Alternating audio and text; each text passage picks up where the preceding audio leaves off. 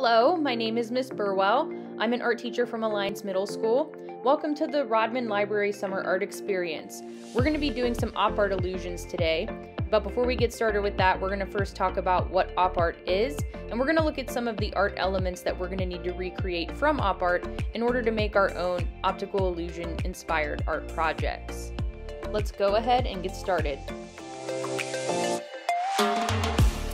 So op art, or optical art, was a style of art making that originated in the 1960s.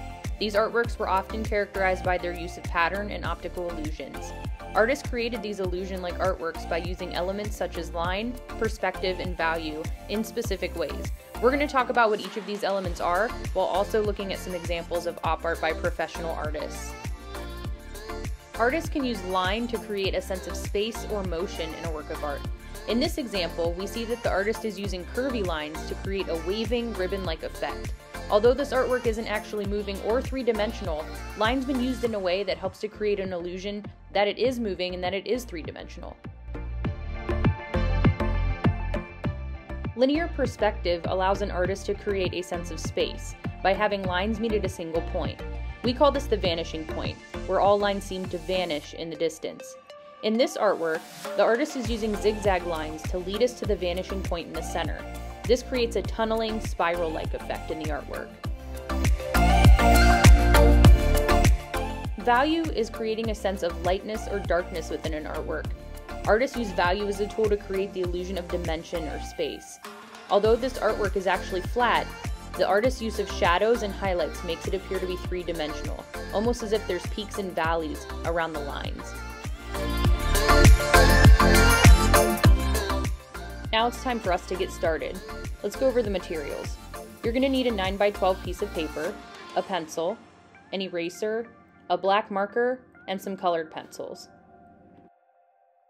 Both the simplified and the complex version of this project is going to start the same way.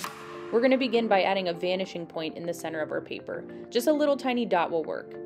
Our next step is we're going to draw some long wavy lines from this vanishing point out to the edge of our paper. We need to make an even number of these lines, and that part's very important. We want our lines to be a sort of rolling hillside, not so much a jagged mountain range, and not some very extreme curvy lines. We want them to kind of just gently wave out to the edge of the paper. You're going to go ahead and do this the whole way around the page, again making sure that you've done an even number of these lines from your vanishing point out to the edges of the page.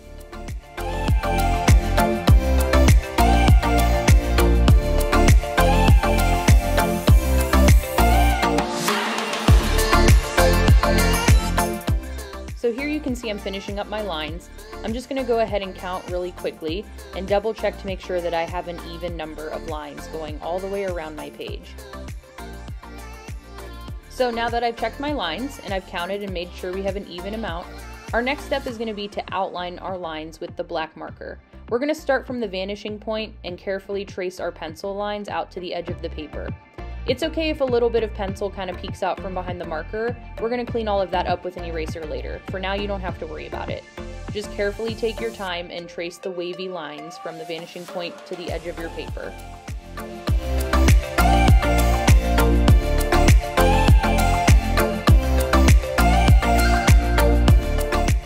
Next, you're going to want to have your pencil in hand again.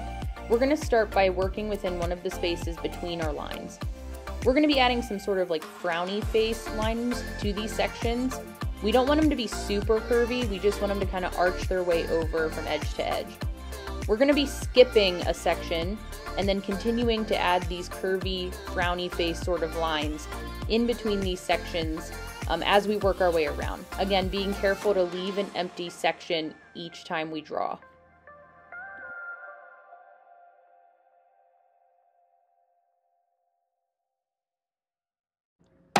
Once we have all of our frowny face type lines drawn in pencil, we're going to carefully outline them all in black marker. It's okay if you still have pencil kind of peeking out from behind some of these lines. Like I said, don't worry about it right now. We're going to clean up all of our leftover pencil stuff later. But just take your time and work your way around, just tracing over what you've already drawn in pencil.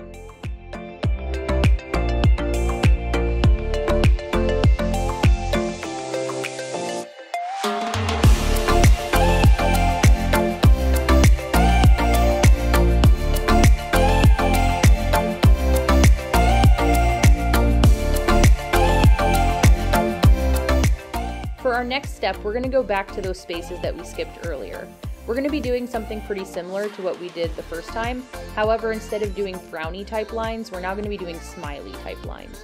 So just like you did before, carefully with your pencil, add these lines so that they sort of gently arch their way over across these sections. You can see how I've also added a little bit of parts and pieces of lines out by the edge of the paper to make it look as though this pattern continues off the edge. Just go nice and slow. Just make sure you're using smiley lines this time instead of the frowny lines. Also, like before, we're going to be getting our black marker out and carefully outlining the lines that we've just drawn.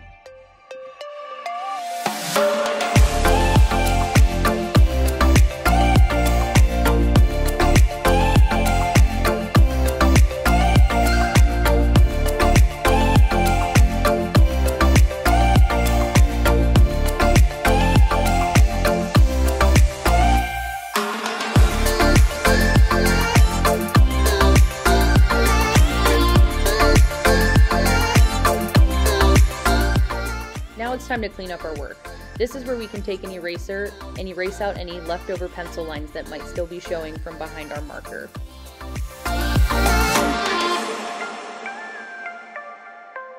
So at this point, our optical illusion's looking pretty good.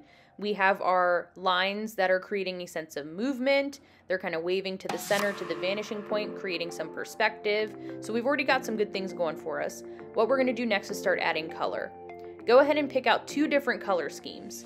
We're going to start with just one of these color schemes for right now, and what you're going to be doing is starting with your frowny face sections. We're going to create sort of these color-like stripes with these 2 different colors, so you'll see here as I begin coloring that I'm actually going to alternate between these 2 different colors within that section.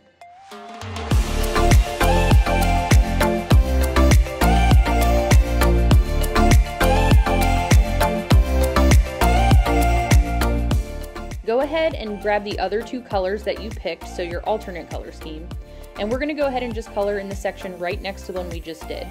You're going to be coloring in the same way, alternating back and forth between these 2 colors as you work your way out from the center, out to the edge of the paper.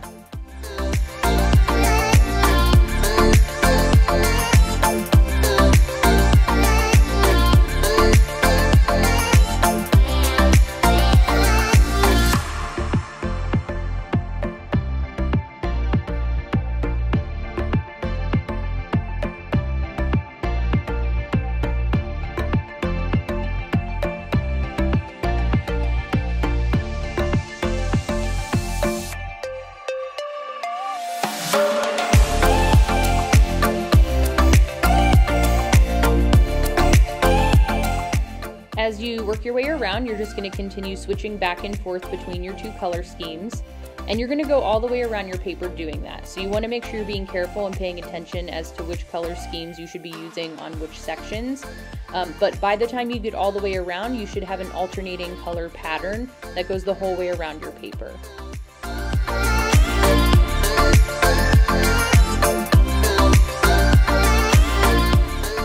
So here's the finished version after we've applied our color schemes. This is where the simplified version can stop. As you can see, we've got a really cool optical illusion-like project here. We've got lots of movement, we've got some perspective. However, if you'd want to challenge yourself or if you want to try to add some value to this project, keep watching. I'm going to show you how we can apply some shadow to this project to take it to the next level. So here we have the finished project with color. What we're going to be doing next to add value is adding some illusions of shadow. You're going to need a black colored pencil for this step, and we're going to be applying this black colored pencil along these original wavy lines that we drew at the very beginning.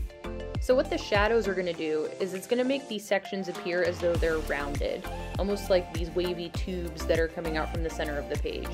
So what we're going to do is we're going to apply a little bit of pressure with our black colored pencil along these edges of the sections here.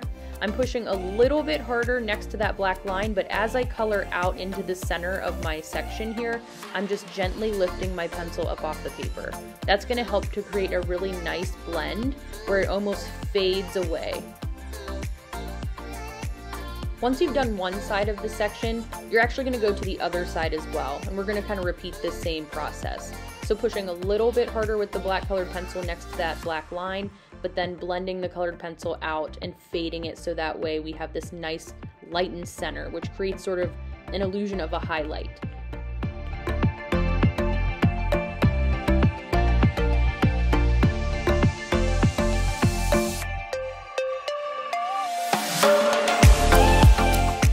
You're going to repeat this same process for every section on the project.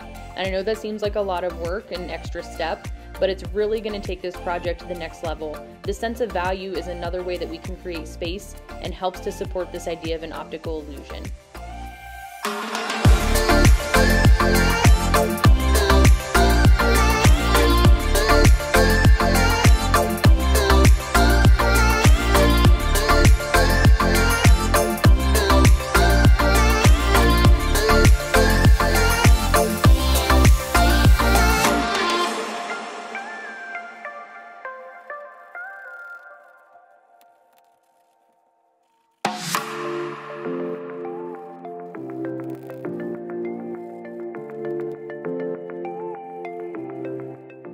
So here you can see the finished project. I've added my shadows to each of the sections. I do think this extra step really takes this project to the next level and helps to make this illusion look even more awesome. I hope you enjoyed making some op art illusions with me today. I had a lot of fun making this project for you. Please have a happy and fun and safe summer and keep making art. Thanks for tuning in, and we'll see you later.